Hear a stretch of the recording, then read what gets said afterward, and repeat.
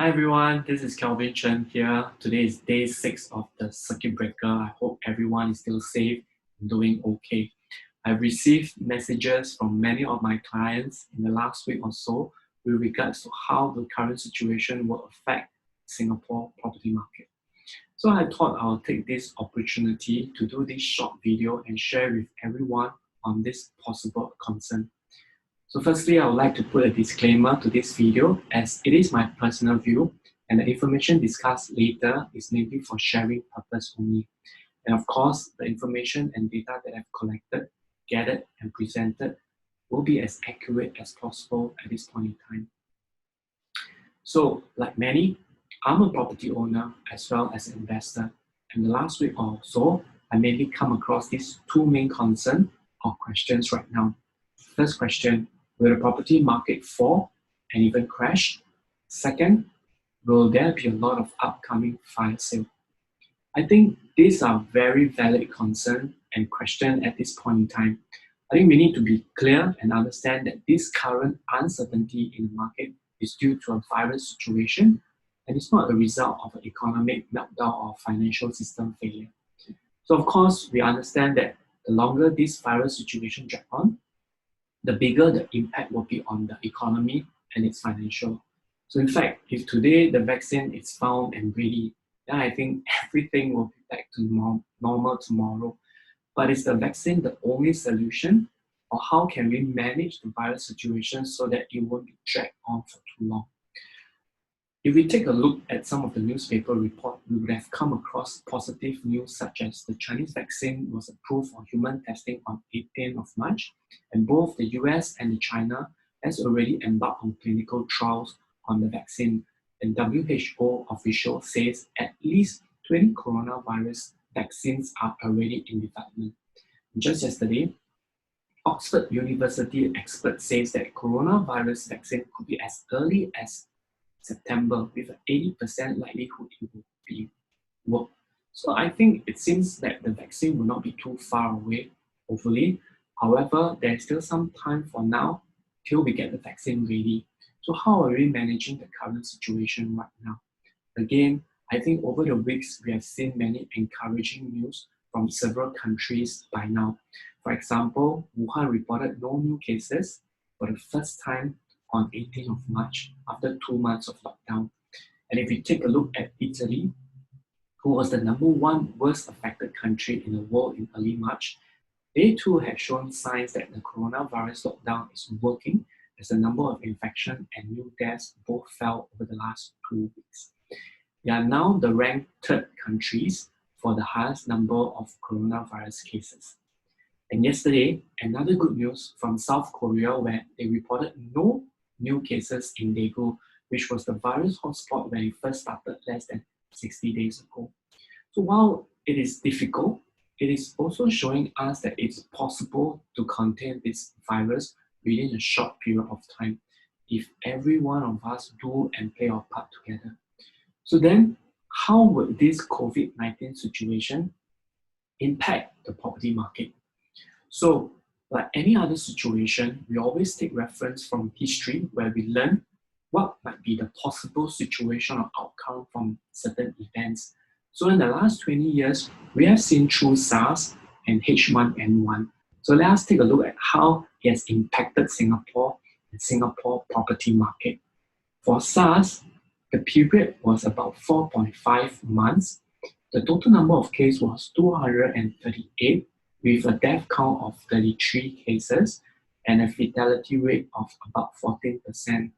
For swine flu H1N1, it's about 11 months, 415,000 cases reported, 18 deaths was reported out of it with a fatality rate of less than 0.1%.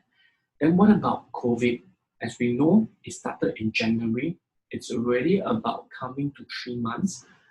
The cases reported is 2,299 and unfortunately 8 deaths reported so far.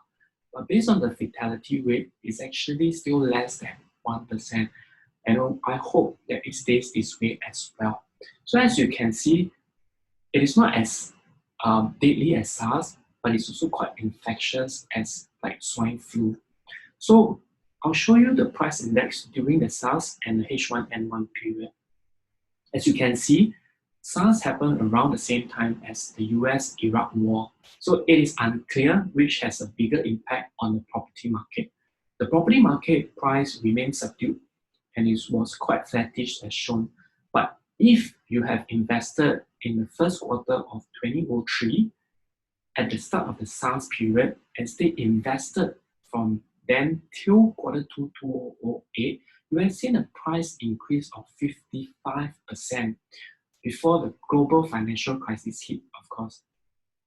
The price index plunged during the GFC, and in December 2008, the US Fed introduced what we call the quantitative easing measure to support the economy. This has a positive impact, not just the economy in the US or the world, but also it filtered down to Singapore. In fact, our local property market, the prices starts to recover from quarter 2 2009, and this continued to surge even though we are having this H1N1 period. So it goes to show that this H1N1 has no impact to the property price at all. So right now with the COVID-19 situation, would this situation be something similar to SARS or H1N1? Another point I want to point out is that during the start of the SARS outbreak, there was a 40.8% drop in transaction volume recorded in quarter 1 2003, but it immediately recorded a 147.7% jump in increase in transaction volume in the following quarter, where the situation recovered. So one of the possible reasons is due to the pent-up demand. If you take reference from the SARS episode, I think buyers need to be prepared when the current COVID-19 situation gets better here. Because the same thing just happened in China recently. In a recent article from the South China Morning Post on 31st of March, it shows transaction volume tripled in 30 major cities with corona crisis affecting. Because the market always has this natural demand or needs for housing. So we must remember that demand can be delayed, but it just cannot be destroyed. And of course, we also heard that some of the economists have said that the economic impact from this coronavirus situation is much larger. And this is currently a worldwide situation. The impact could be unprecedented. Well, they might be right. But what we also know right now is that the countermeasure that was already introduced by the government was also unprecedented. On 23rd of March, the US Fed announced their QE4. This is the fourth QE measure introduced since the global financial crisis period. So unlike the previous round, this time it is unlimited QE measure. The key word here is unlimited, so which also means that there's unlimited printing of money. US has also cut their interest rate to near zero, and the cutting of interest rate has also filtered down to Singapore. Our interest rate right now are also falling, and this is good news because for homeowners, they can actually take advantage to refinance or reprice their current home packages and save on their interest and reduce their monthly installment.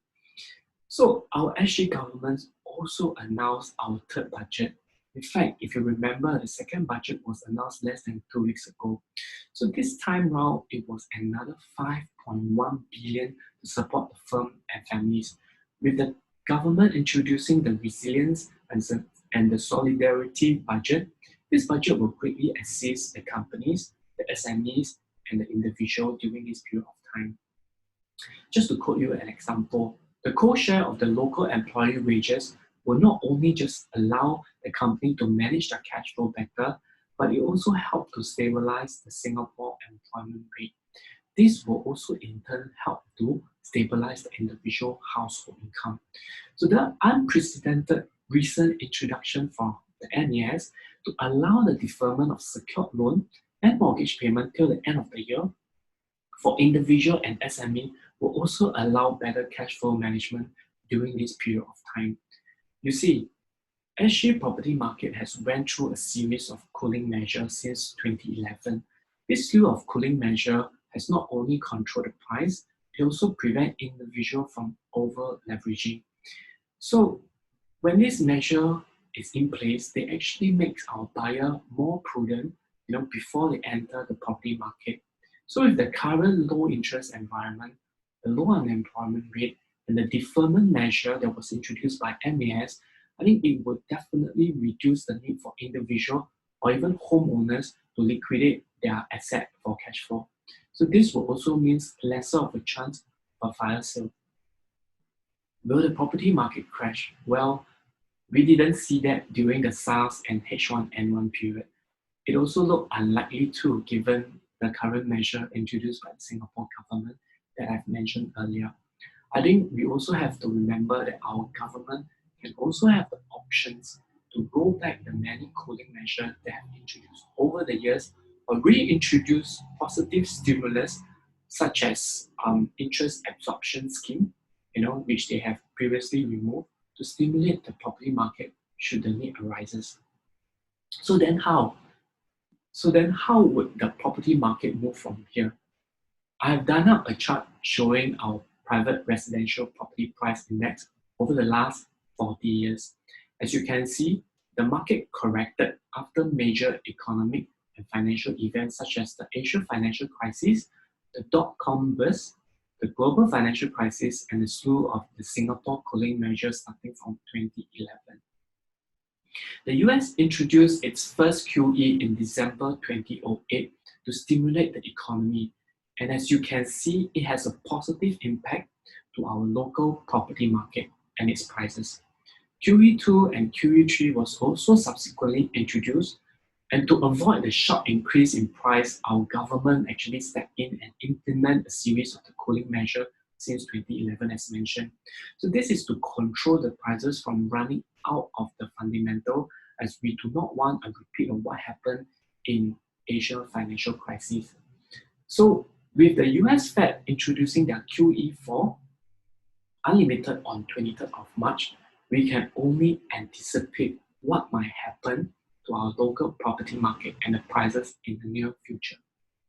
Again, looking at the chart, I would also like to point out that we can see that typically the new high is higher than the last high, and the new low is also always higher than the last low.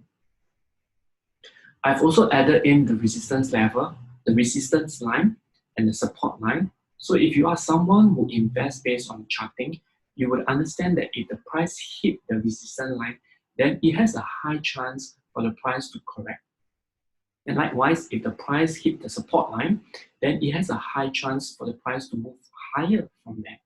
So my friend, the market always favors the brave, because as what Warren Buffett said, be fearful when others are greedy, and greedy only when others are fearful. And for me, I think it is also important for us to take calculated risks as to when it is the time to be brave or greedy. So from the chart, as we close, are we closer to the resistance line or support line? I think you can see and decide for yourself. So if you ask me, Kelvin, is it the right time to buy in this current situation then? I think my answer for you is to buy only when you are ready, because property is a long-term investment. And as this circuit breaker has shown, where everyone is required to stay at home, housing is a necessity. So that's the end of my video. I hope that you enjoy it, and thank you for taking your time to watch till the end. If you like what you saw, and if you think that it's beneficial, do give me a like. And if you have further queries, do feel free to contact me, private message me. Till my next video, take care, stay safe, stay home everyone, and I wish everyone happy Easter. Thank you.